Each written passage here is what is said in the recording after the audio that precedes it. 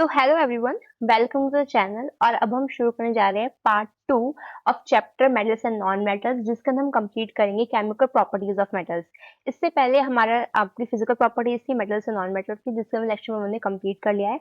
आप वहां पर जाकर देख सकते हो। वहां पे हमने सारे इंटेक्स क्वेश्चन जो आप यहाँ तक देख रहे हैं, यहाँ तक हमारा पूरा कंप्लीटेड है।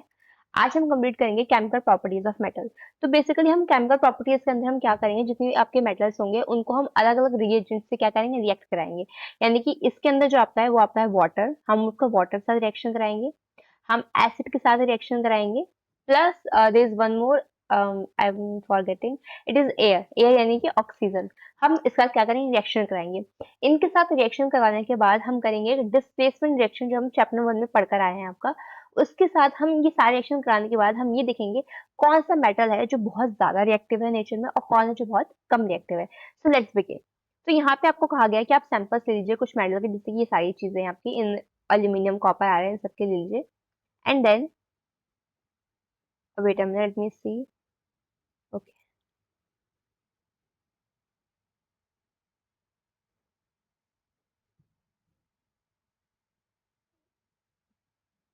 Okay, yes, now it's correct. So what happens when metals are burned in air. क्या होता है जब आप एयर में मेटल्स को बर्न करते हो? तो जब भी आपसे कहा जाए ना एयर में, चाहे मेटल नॉन मेटल कुछ भी हो, एयर में बर्न करने का मतलब है बेसिकली एयर के अंदर जो ऑक्सीजन प्रेजेंट है, आप उसके साथ क्या करा रहे हो, अपनी कोई भी मेटल नॉन मेटल किसी चीज का भी रिएक्शन।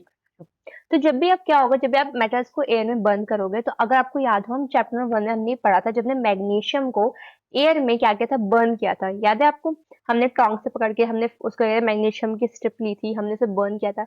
बर्न करने का हमने क्या देखा, वो पूरा एशेस बन के आपके वॉच ग्लास पे कलेक्ट हो गया था। तो बेसिकली क्या था आपका वो, ये आपका था मैग्नीशियम। मैग्नीशियम, ठीक है।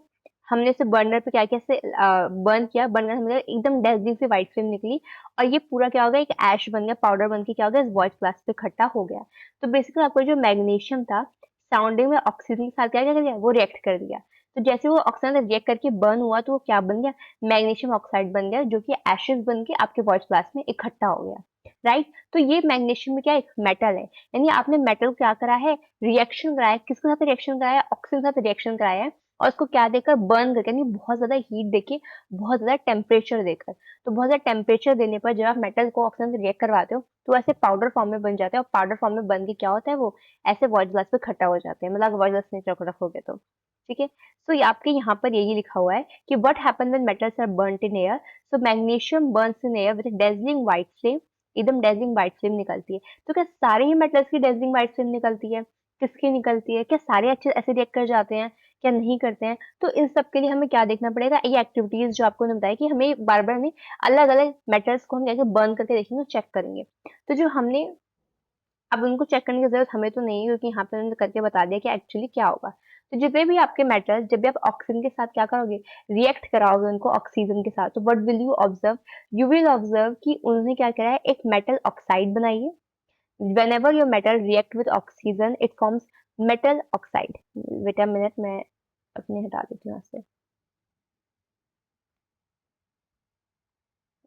yes, it's correct now।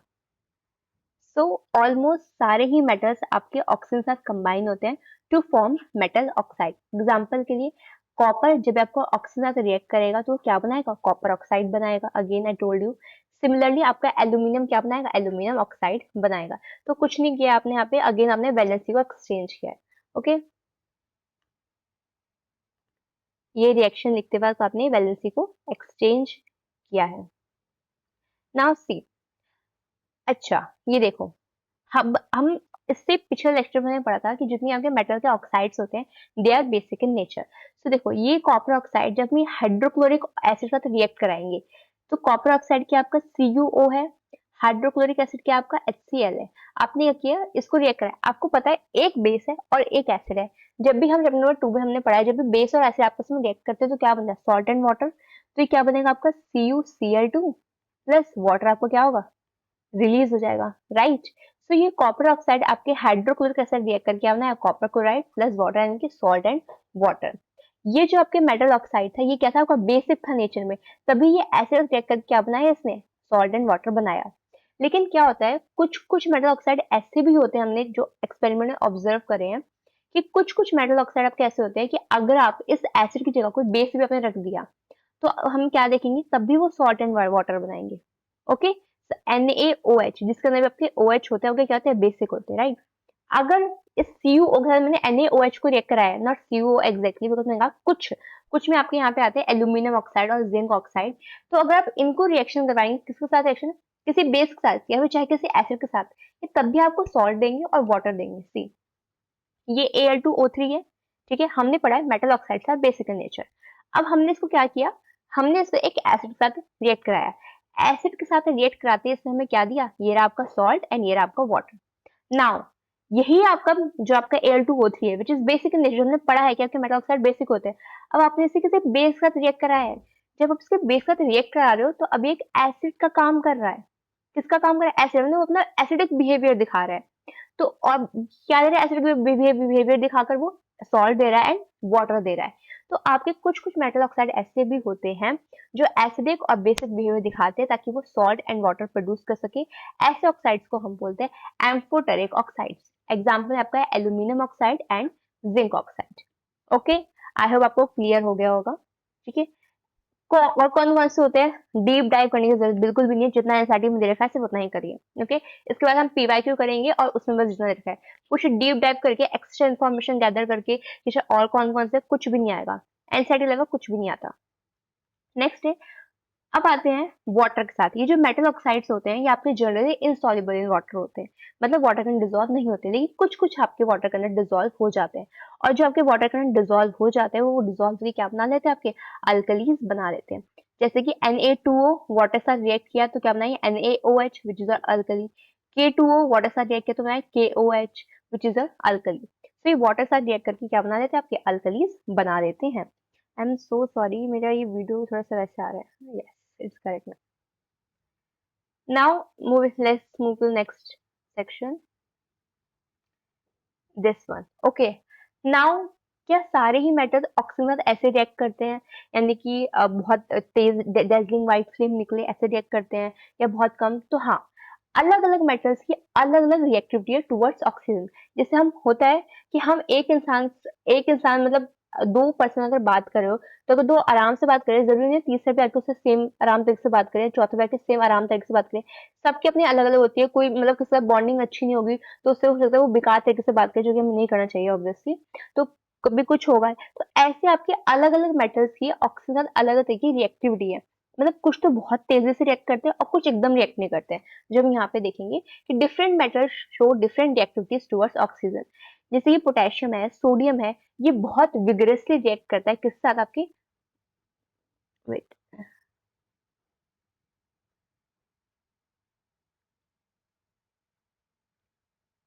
Yes, it's fine, okay.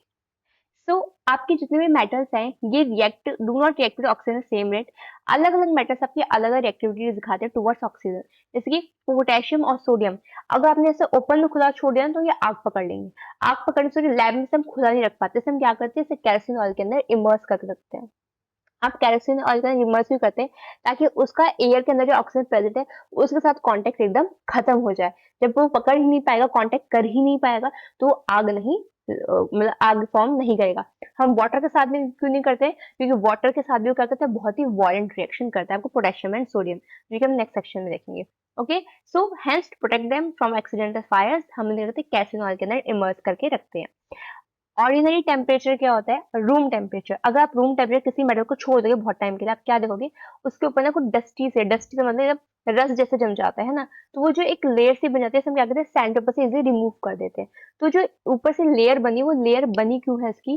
क्योंकि वो मेटल आपके सराउंडिंग आपके ऑक्सीजन प्रेज़ेंट थी, उसके साथ क्या किया? वो रिएक्ट किया, रिएक्ट करने के बाद उसने क्या बना ली? एक लेयर बना ली और वो लेयर क्या हो गई आपकी? एकदम ही वो लेयर आपके ऑक्साइड की लेयर थी। तो मेटल ने ऑक्सीजन के साथ ऑर्डिनरी टेम्परेचर पे रिएक्ट करके वो क्या बनाता है? एक लेयर बना लेता है उसके ऊपर। लेकिन अगर उसे बर्न कर दो ऑक्सीजन में तो वो एशेज़ में बदल जाएगा।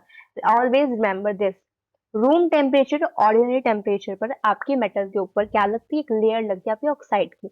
बट एट हाई टेम्परेचर वो बर्न होके एशेज़ में कन्वर्ट हो जाता है। सो आपकी ये जो आपकी aluminium, zinc, lead, bit any metal, magnesium क्या कर लेती है आपकी एक थिन लेयर ऑक्साइड की बना लेती है।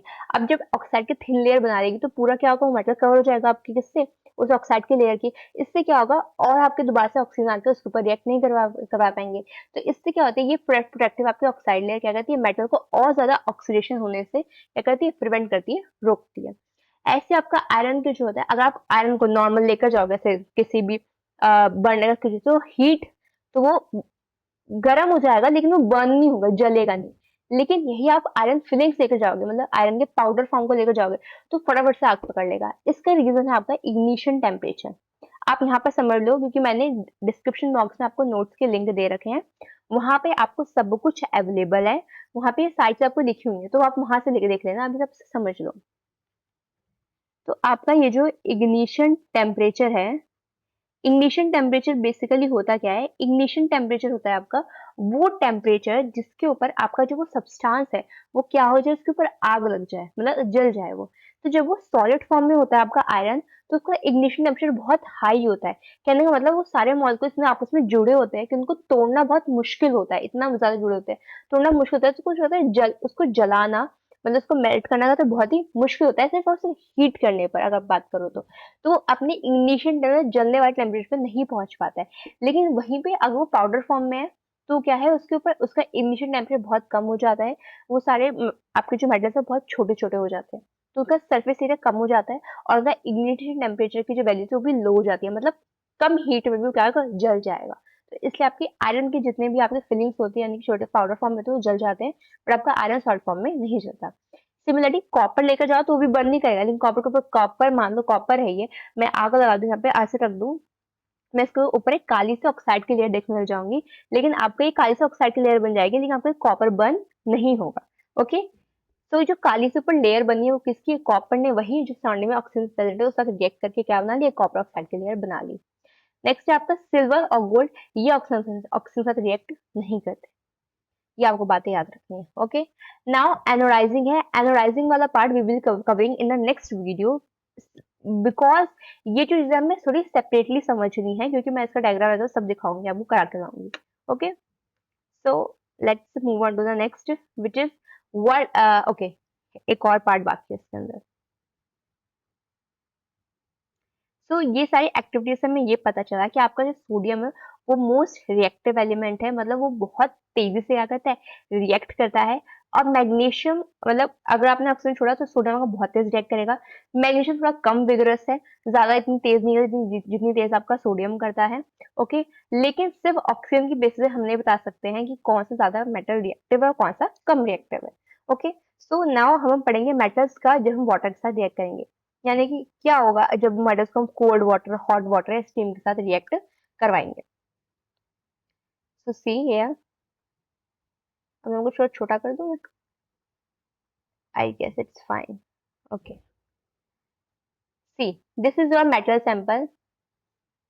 हमने क्या करा, ये आपका मेटल है, ये है glass wool soaked in water बंड। अब देखो ये क्यों करा है, हमने ग्लास वूल को वाटर में सोक कर रखा है, क्योंकि हम क्या करेंगे, यहाँ पे मेटल रख के हम ये भी चेक करते हैं। देखो हॉट वाटर में तो आप चेक कर सकते हो, हॉट वाटर में, हॉट वाटर गर्म गर्म गर्म पानी, ठीक है, कोल्ड वाटर में आपको डाल के चेक कर लोगे।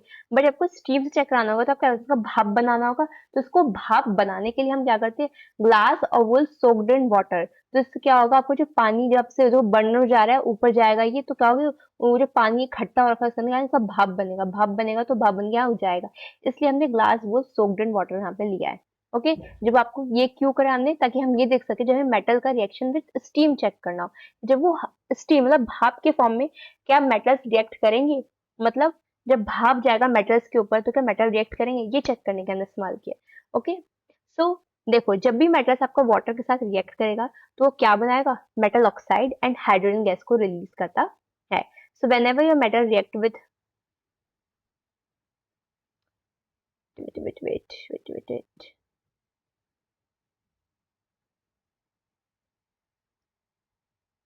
Yes,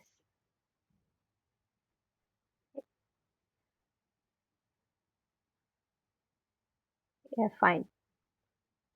तो जब भी आपका मेटल्स वाटर के साथ रिएक्ट करेगा तो वो क्या बनाएगा, मेटल ऑक्साइड और हाइड्रोजन गैस को रिलीज करेगा। तो metal plus water give you metal oxide plus hydrogen.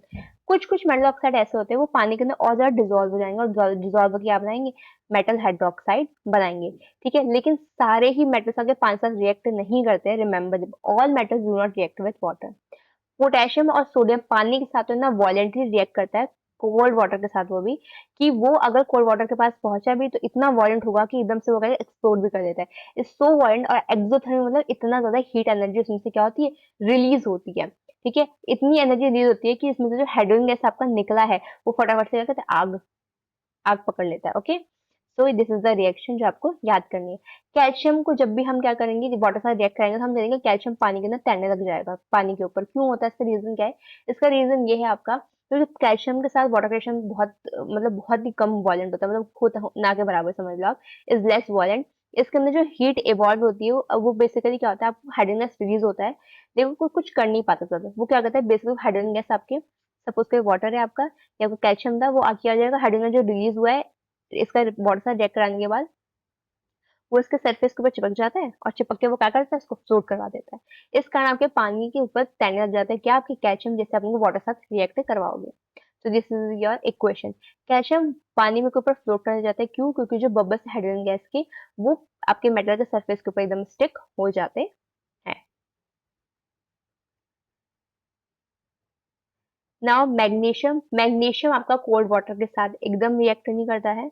Okay, magnesium do not react with cold water, it react with hot water to form magnesium hydroxide and hydrogen. ये आपका hot water के साथ react करता है आपका magnesium, ताकि magnesium hydroxide बना सके और हाइड्रोजन गैस बना सके। साथ ही साथ यही मैग्नीशियम आपका दोबारा से फ्लोट करने जाता है अगेन, क्योंकि इसमें से जो हाइड्रोजन गैस रिलीज होती है वो क्या होती है, आपकी सरफेस के ऊपर स्टिक हो जाती है और वो फ्लोट करने लग जाती है। एल्यूमिनियम, आयरन, जिंक ये ना ही कोल्ड वाटर के साथ रिएक्ट करते हैं और ना ही हॉट वाटर, बट रिएक्ट करते हैं आपके स्टीम के साथ, ताकि वो मेटल ऑक्साइड बनाए और हाइड्रोजन बनाए। This is the equation that you have to remember. Now lead, copper, silver, gold ये वाटर के साथ रिएक्ट करते ही नहीं है। Now अब क्वेश्चन है, what happens when metal react with acid. क्या होता है जब आपका मेटल एसिड के साथ रिएक्ट करता है? तो जब भी आपका मेटल एसिड रिएक्ट करेगा तो आपको क्या देगा, सॉल्ट एंड हाइड्रोजन गैस देगा। तो ये आपका जो equation that you have to remember कि metal plus dilute acid gives you salt plus hydrogen gas. Wait, let me just, yes, I'm so sorry for this, guys. So metal plus dilute acid gives you salt and hydrogen. So this is the activity that we have to perform. तो उसने वही बोला था हमें कि आप क्या करो, सारे सैंपल्स को collect all the metal samples except sodium potassium again. अगर सैंपल आपके टार्निश है, टार्निश करने का मतलब वही है कि उसको वो ऑक्साइड की लेयर जम गई तो उनको सैंड पेपर से रब कर दो, रब कर दोगे तो एकदम से सारे सारे निकल जाती है। ठीक है, और ये कहा है कि सोडियम और पोटेशियम को तो बिल्कुल भी मत लेना, क्योंकि वो कोल्ड वाटर से बहुत तेजी से रिएक्ट करते हैं। सारे ही सैंपल्स को आप टेस्ट ट्यूब में, अलग टेस्ट ट्यूब में डाल दो और उसके अंदर आप क्या डालिए, HCl डालो। फिर उसके अंदर आप क्या, थर्मोमीटर्स डाल दो। ठीक है, तो ऐसे डालना है कि उनके जो बल्ब्स होते हैं, एकदम जो आपके थर्मामीटर होता है उसका नीचे का हिस्सा होता है ऐसे, ये वाला पार्ट, उसे बल्ब कहते हैं, कि वो हाइड्रोक्लोरिक एसिड निकला तो डिप हो रखा हो, मतलब पूरे एसिड में डिप हो रखा हो। और उसके बाद देखो किसके अंदर बबल्स जो है कितनी जल्दी बन रहे हैं, कौन सा मेटल जो है आपके एसिड बहुत तेज से रिएक्ट कराया, ठीक है, कौन सा कम कराया और किसका रिएक्ट कराया, तो टेम्परेचर बहुत ज्यादा। देखो आपने क्यों डाला है वो थर्मोमीटर, ताकि हमें ये पता चले कि जैसे मेटल को ऐसे रिएक्ट करवाया, तो अगर बहुत ज्यादा तेज रिएक्शन होगा तो टेम्परेचर बहुत हाई हो जाएगा, तो आपके थर्मोमीटर के ऊपर हो जाएगा, मार्क में जाएगा कितना हाई है कितना लो है।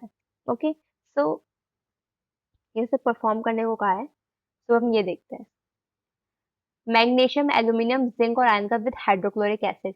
तो Mg plus HCl hydrochloric acid, तो क्या आता है आपका MgCl2।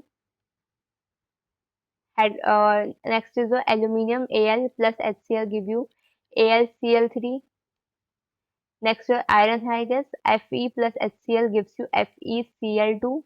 Okay, and zinc है Zn plus HCl give you ZnCl2।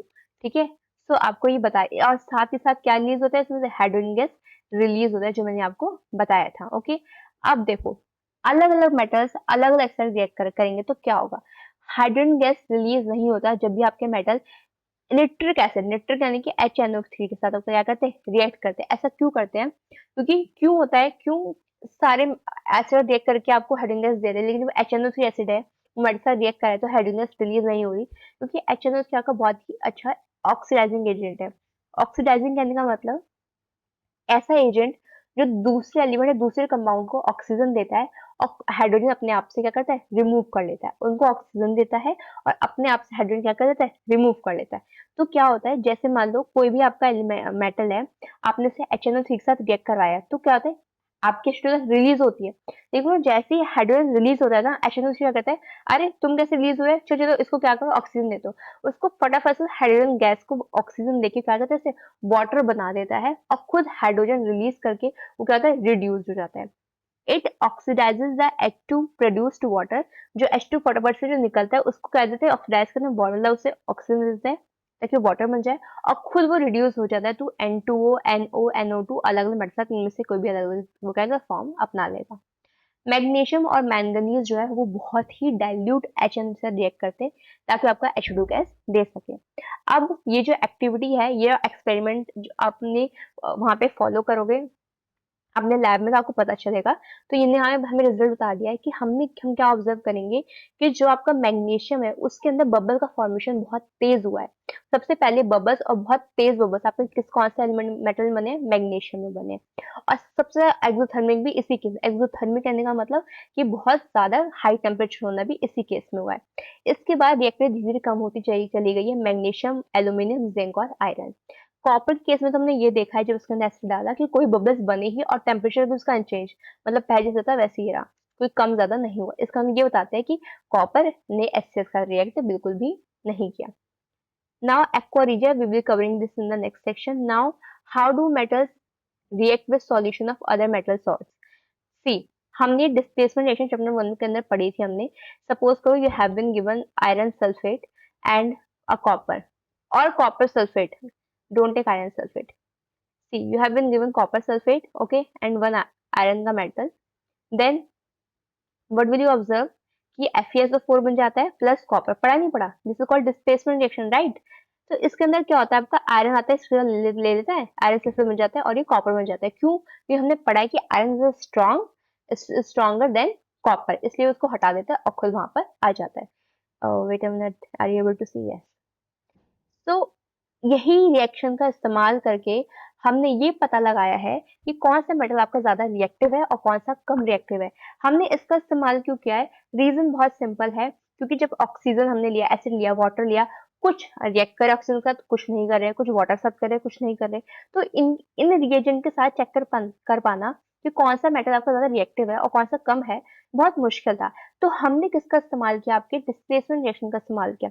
इसके अंदर हमने अलग अलग मेटल के सॉल्ट ले लिए और दूसरे मेटल ले लिए हमने, और क्या किया, उनका आपस में रिएक्शन करा करके हमने चेक किया कि कौन सा ज्यादा रिएक्टिव है। So you have to remember this, हमने डिस्प्लेसमेंट रिएक्शन का इस्तेमाल करके पता लगाया है कि वो कौन सा मेटल का ज्यादा रिएक्टिव है। और उसके बाद जो हमने लिस्ट बनाई, this is your list, this is the, जो आप ग्रीन बॉक्स में देख रहे हो, ये आपकी, इसे हम कहते हैं रिएक्टिविटी सीरीज। जो हमने डिस्प्लेसमेंट रिएक्शन परफॉर्म कर पता लगाई है कि आपका कौन सा मेटल बहुत ज्यादा स्ट्रॉन्ग है और कौन सा बहुत कम है, मतलब कौन सा बहुत ज्यादा रिएक्टिव है, कौन सा कम है। सो सी,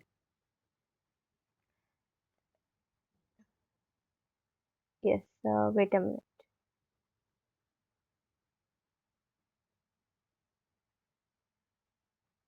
Yeah, fine.